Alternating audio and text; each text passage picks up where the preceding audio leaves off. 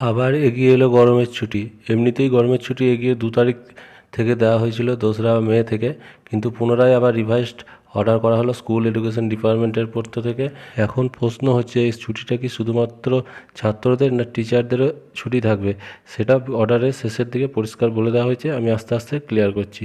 আর date হচ্ছে 18/4/2023। দিয়েছেন কে? Secretary of school education department, government of West Bengal.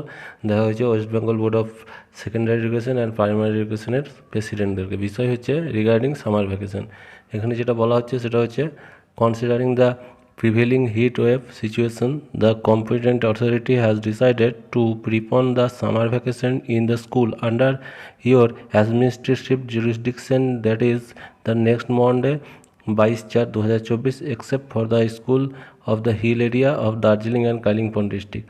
অর্থাৎ সামনের যে সোমবার 22/4/2024 অর্থাৎ 22 এপ্রিল, সেই দিন থেকে গ্রীষ্মের ছুটিটাকে দেওয়া হলো, এগিয়ে নিয়ে আসা হলো। যেটা আগে ঘোষণা করা হয়েছিল, আবার এগিয়ে 22/4/2024 থেকে গ্রীষ্মের ছুটি দেওয়া হলো, শুধুমাত্র দার্জিলিং এবং কালিম্পং জেলায় বাদ দিয়ে।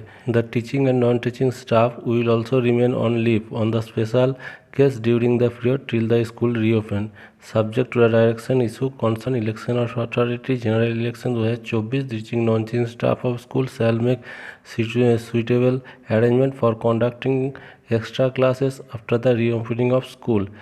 অর্থাৎ এই শুধুমাত্র ছুটিটা শুধুমাত্র স্টুডেন্টদের নয়, নন টিচিং এবং টিচিং স্টাফদেরও ছুটি থাকবে, এবং ফার্দার কোনো অর্ডার না হওয়া পর্যন্ত এই ছুটি থাকছে।